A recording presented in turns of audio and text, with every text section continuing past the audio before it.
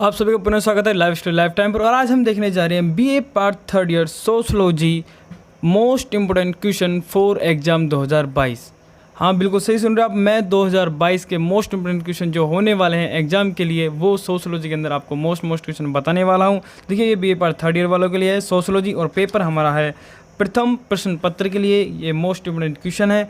जो क्वेश्चन है वो मैं आपको बताने वाला हूँ। तो चाहे आपके पास सीरीज हो चाहे बुक, आप दोनों में क्वेश्चन में भी लगा सकते हैं, क्योंकि मैं इसमें अंदर आपको सिर्फ क्वेश्चन बताने वाला हूँ, आंसर नहीं बताने वाला। क्योंकि आंसर बताऊँगा तो वीडियो बहुत लंबी बन जाएगी, इसलिए कॉपी पेन उठा लीजिए और क्वेश्चनों को टिक लगा लीजिए। देखिए पहला क्वेश्चन जो हमारा मोस्ट इम्पोर्टेंट क्वेश्चन बन सकता है 2022 के लिए वो है कार्ल मार्क्स द्वारा वर्णित द्विधात्मक भौतिकवाद की व्याख्या कीजिए, इसका मूल्यांकन कीजिए, या यह हिंगल के विचारों से किस प्रकार से भिन्न है। या फिर यह क्वेश्चन इस प्रकार भी आ सकता है ऐतिहासिक भौतिकवाद पर एक निबंध लिखिए। या फिर यह क्वेश्चन इस प्रकार भी आ सकता है कार्ल मार्क्स द्वारा प्रस्तुत द्वंद्वात्मक भौतिकवाद के सिद्धांत की व्याख्या कीजिए। तो ये मोस्ट इम्पोर्टेंट क्वेश्चन होने वाला है, टिक लगा लीजिए। आपके पास सीरीज है या फिर बुक जिससे भी आप पढ़ते हैं उसमें टिक लगा लीजिए मोस्ट इम्पोर्टेंट क्वेश्चन। नेक्स्ट जो मोस्ट इम्पोर्टेंट क्वेश्चन बन सकता है वो भी कार्ल मार्क्स से है, वो है कार्ल मार्क्स द्वारा प्रस्तुत वर्ग संघर्ष के सिद्धांत की व्याख्या कीजिए। ये भी मोस्ट इम्पोर्टेंट क्वेश्चन है, पहले भी आपके आ चुका है और इस बार भी आने की संभावना पूरी है। ये लगा लीजिएगा मोस्ट इम्पोर्टेंट क्वेश्चन है कार्ल मार्क्स द्वारा प्रस्तुत वर्ग संघर्ष के सिद्धांतों की व्याख्या कीजिए, जैसे कि आपको दिख रहा होगा तीसरा नंबर का क्वेश्चन। नेक्स्ट जो हमारा मोस्ट इम्पोर्टेंट क्वेश्चन बन सकता है वह है समाज में श्रम विभाजन पर दुर्खमय के विचारों की विवेचना कीजिए। या फिर यह क्वेश्चन इस प्रकार से भी आ सकता है कि इमाइल दुर्खिम के श्रम विभाजन के सिद्धांत की चर्चा कीजिए, या फिर इस पर टिप्पणी कीजिए। तो मोस्ट इम्पोर्टेंट क्वेश्चन है, सातवां भी लगा लीजिएगा। आप चाहे सीरीज में से पढ़ते बुक में किसी में भी क्वेश्चन लगा लीजिएगा।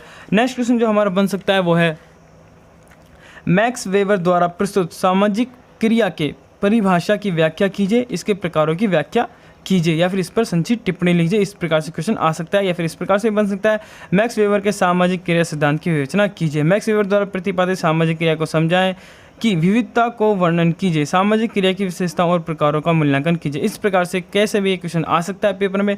तो इस प्रकार से भी आ सकता है कि आपको टॉपिक दे दिए जाएंगे कि सामाजिक क्रिया व अलगाव कर टिप्पणी लिखिए। इस प्रकार से भी क्वेश्चन आ सकता है। तो ये मोस्ट इम्पोर्टेंट है, मैक्स वेबर के ऊपर है क्वेश्चन और मोस्ट इम्पोर्टेंट होने वाला है, तो इसको भी आप मोस्ट इम्पोर्टेंट लगा लीजिए।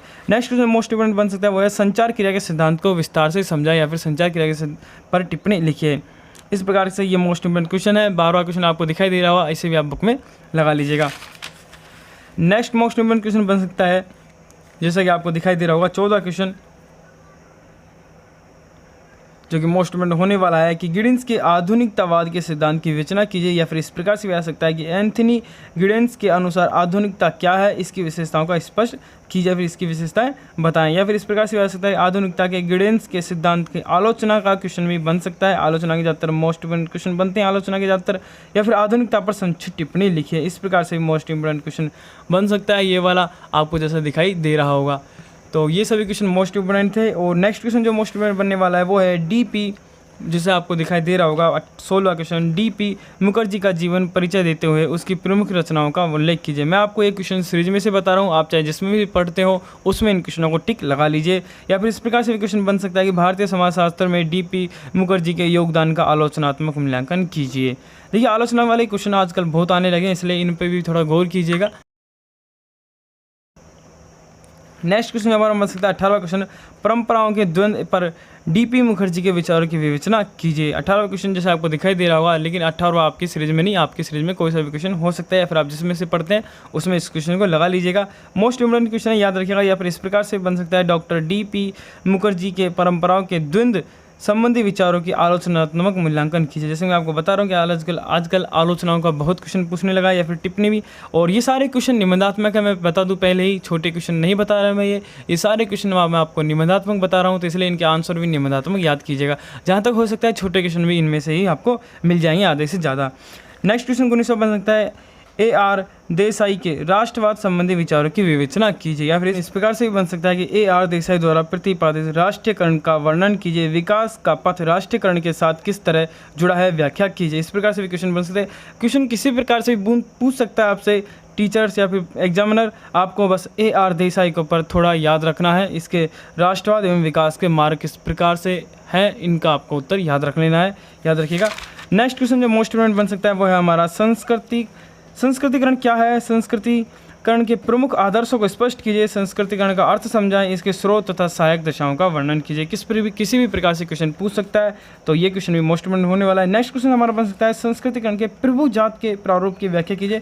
ये भी लगा लीजिएगा, वैसे तो अभी तक आया नहीं है लेकिन आ सकता है, मोस्ट इम्पोर्टेंट क्वेश्चन बन सकता है क्योंकि इस बार नेक्स्ट क्वेश्चन इस बार मोस्ट इम्पोर्टेंट बन सकता है वो है GS घुरिया के जीवन व्रत एवं कृतियों पर प्रकाश डालिए। या फिर भारतीय सामाजिक संस्थाओं के अध्ययन में घुरिया के उपागम का विश्लेषण कीजिए। किसी भी प्रकार से क्वेश्चन बन सकता है, फिर इस प्रकार से भी बन सकता है भारतीय समाजशास्त्र को घुरिया के योगदान की विवेचना कीजिए। तो ये क्वेश्चन भी मोस्ट इंपोर्टेंट बन सकता है, जैसे कि आपको दिखाई दे रहा है वो 2400 में टिक लगा रखा है और 2500 क्वेश्चन मोस्ट इंपोर्टेंट लगा लीजिएगा। भारत में जाति एवं वर्ग पर GS घुरिया के दृष्टिकोण पर चर्चा कीजिए। या फिर भारतीय जाति व्यवस्था पर घुरिया के विचारों की विवेचना कीजिए। ये भी मोस्ट इंपोर्टेंट क्वेश्चन बन सकता है, इसलिए इसे भी आप टिक लगा लीजिएगा। ये सभी क्वेश्चन जो थे वो मोस्ट इंपोर्टेंट थे फॉर एग्जाम 2022 के लिए।